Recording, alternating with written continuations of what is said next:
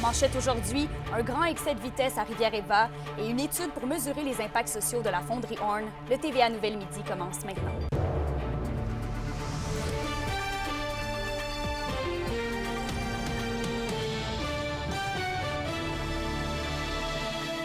Bonjour tout le monde et bienvenue au TVA Midi. D'abord, un automobiliste de 17 ans a été intercepté par les policiers de la Sûreté du Québec vendredi soir pour un grand excès de vitesse. Il roulait à 194 km/h dans une zone de 90 km/h sur la route 117 à Rivière-Éva. L'individu a également tenté de fuir les policiers et le jeune homme de Val-d'Or a donc reçu un constat d'infraction totalisant 960 $ et 24 points d'inaptitude pour son grand excès de vitesse, ainsi qu'une amende de 362 $ pour ne pas avoir immobilisé son véhicule sans délai. Son permis de conduire a été suspendu sur le champ pendant une période de 7 jours et son véhicule a été remisé. On va maintenant se tourner dans le dossier de la fonderie Horn à Rouyn-Noranda. Une étude de l'Université Laval est en cours et porte sur les effets sociaux et individuels vécus par la population de Rouyn-Noranda, résidant à proximité des installations de la fonderie. L'étude a été mandatée par la santé publique de l'Abitibi-Témiscamingue, qui souhaite mieux connaître les perceptions et les préoccupations de sa population sur l'enjeu de la fonderie. Les citoyens et citoyennes de Rouyn-Noranda seront donc questionnés sur leur opinion et sur la gestion des risques et sur leurs préoccupations face aux visions d'avenir. Et on reste à Rouyn-Noranda puisque les travaux de réfection de l'avenue Québec entre la rue du Terminus de Ouest et la 10e rue ont débuté aujourd'hui.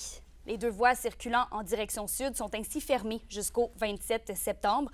Et un détour est possible par la 10e rue, l'avenue Dallaire et la rue du Terminus Ouest. La circulation en direction nord est maintenue. Sur un autre sujet, les travailleurs d'Acier-Leroux à Amos se dotent d'un mandat de grève à 100 %. Les employés affirment ne pas être payés suffisamment et ils auraient perdu 10 % de leur pouvoir d'achat au cours des 5 dernières années, selon eux. De plus, le syndicat dénonce que leurs échelons sont dérisoires en comparaison avec leurs tâches effectuées sur le terrain, jugées plus complexes. Message aux chasseurs maintenant. Avez-vous déjà perdu la trace d'un gibier abattu ou avez-vous déjà été incertain de l'avoir réellement touché? Eh bien, l'Association des conducteurs de chiens de sang du Québec se donne pour mission, depuis 2008, de répondre à ces questions. Pour Jerry Hort, membre de l'association, les conducteurs sont plus qu'essentiels pour assurer une chasse propre et éviter toute souffrance additionnelle à l'animal visé. Un chasseur qui tire un orignal puis qui ne le retrouve pas, moi, ma job, là, ma passion, là, c'est de retrouver son orignal pour pas que le chasseur en retire un autre.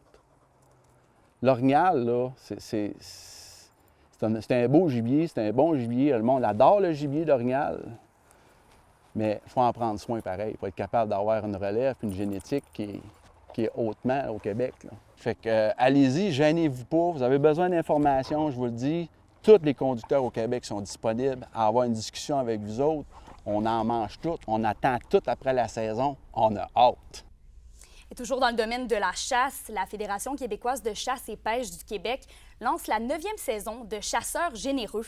Le but est de recueillir de la viande de gibier pour la redonner aux banques alimentaires. Résumé d'Alexis Dumont.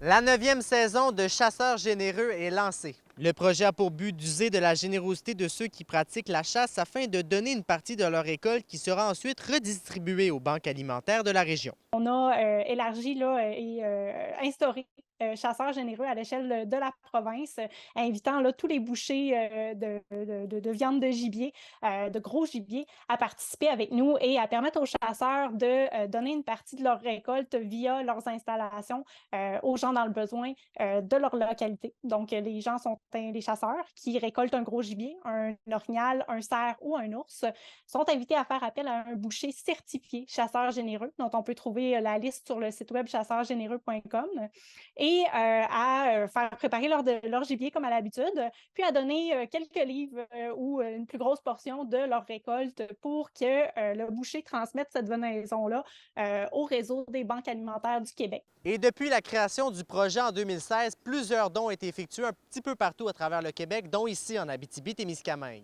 L'an dernier, on parle de 9 250 livres de gibier récoltés à travers la province et la coordonnatrice du programme invite les Abitibiens à continuer de donner. Depuis 2016, en Abitibi-Témiscamingue, il y a eu plus de 680 livres de viande qui ont été donnés et redistribués.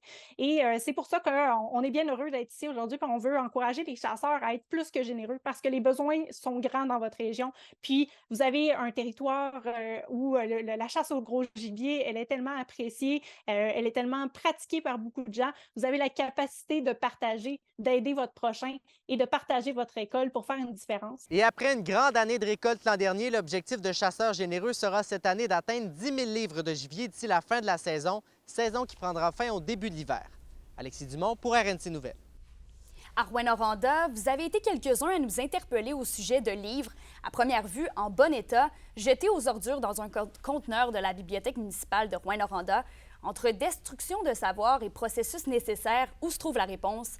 Anthony Dallaire s'est penché sur la question. Avez-vous pour habitude de jeter vos livres à la récupération? C'est du moins ce qui s'est produit ici où une centaine de livres en bon état retirés des tablettes de la Bibliothèque municipale de Rouyn-Noranda se sont retrouvés. C'est la dernière option possible. On essaie de ne pas se rendre là. Selon Valérie Duhem de la Bibliothèque municipale de Rouyn-Noranda et Mme Boucher du réseau Biblio, ce résultat est dû au travail d'élagage de leur collection, bien que crève-cœur, ce travail est effectué dans un but de garder leur collection de bibliothèque au goût du jour. Il y a une question de volume aussi. On traite des dizaines de milliers de livres. On reçoit des nouveaux livres, des caisses pleines chaque semaine. C'est sûr qu'on essaie d'exploiter chaque avenue possible avant que ça se retrouve au recyclage, mais il y a un moment où un livre a atteint sa durée de vie active. C'est triste. Il n'y a personne qui est aussi triste que nous. Là. On est des fans de livres. Et quand c'est trop vieux, bien, c'est un frein à l'emprunt. Donc, c'est vraiment normé et c'est pas nous, là, chaque bibliothèque et tout ça, ou chaque réseau biblio qui décide des normes. Ça relève là, d'un regroupement national. C'est donc en majorité les livres de référence et documentaires comme les vieilles encyclopédies qui se retrouvent au recyclage. C'est des livres qui n'ont plus vraiment leur place à la bibliothèque. Puis on juge aussi que c'est des livres que ça peut être un peu délicat de donner parce que les connaissances sont plus à jour, tout simplement. Contacté à ce sujet, le directeur général du Corcovado à Rouyn-Noranda, Ghislain Dallaire, mentionne l'impact de nouvelles technologies, des technologies comme des moteurs de recherche en ligne qui rendent désuète l'utilisation de livres spécialisés. Malgré tout, les différents organismes en sont à trouver des solutions pour éviter le plus de pertes possibles. On a travaillé très fort cet été pour élaguer notre collection jeunesse. On a donc décidé de les mettre en vente, ces livres-là, à coût très modique. Puis l'argent qu'on fait avec cette vente de livres-là, on l'utilise en fait pour payer certaines animations, notamment pour les enfants qui sont en CPE. Entre 9 000 et 10 000 livres reposent dans les entrepôts du réseau Biblio. Un appel à tous est donc lancé avant que ces derniers prennent la route de la récupération. Moi, je ne veux pas y aller non plus à la pièce. Je lance une invitation aux organismes. Parce que moi, je ne peux pas donner gratuitement là, à la population. Mais les organismes qui seraient intéressants à en avoir, bien, ils peuvent me contacter. On va voir ce qu'on peut faire. Anthony Dallaire, RNC Nouvelles, Rouyn-Noranda. La question du jour TVA, une présentation de Mobilier Bélan qui vous offre depuis plus de 50 ans un service de qualité et un grand choix de matelas, mobilier, électro au prix compétitif que vous recherchez. À la question du jour, on vous demande « Croyez-vous qu'il est important d'être informé sur les effets sociaux de la fonderie Horn? » Pour voter et commenter, rendez-vous au tvaabitibi.ca.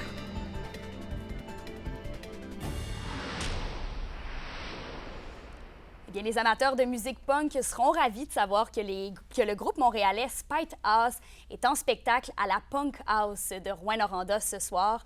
C'est la toute première date de leur tournée nord-américaine. La première partie est assurée par Jérémy Denève. Et c'est ce soir, dès 19h, que vous pourrez assister au concert au prix suggéré de 10 $, mais le prix est une contribution volontaire. Vendredi soir dernier marquait la fin du camp d'entraînement pour les Huskies de Rouyn-Noranda et les Foreurs de Val-d'Or.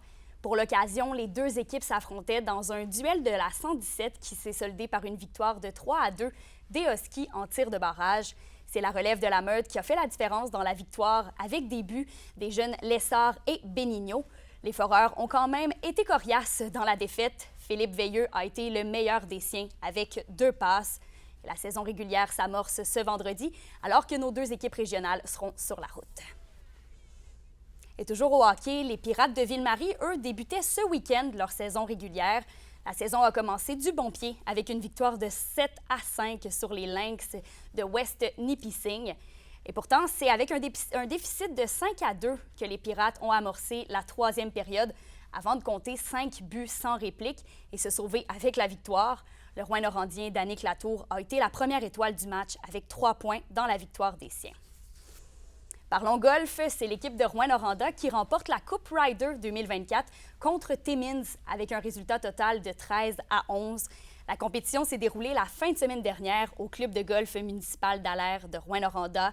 En tout, 24 joueurs ont participé à l'événement et une quarantaine de personnes sont venues les encourager. Pour une nouvelle importante à nous communiquer, contactez-nous. Nouvelle au pluriel @rncmedia.ca, par téléphone 1-866 463 4636 et notre site web tvabtv.ca.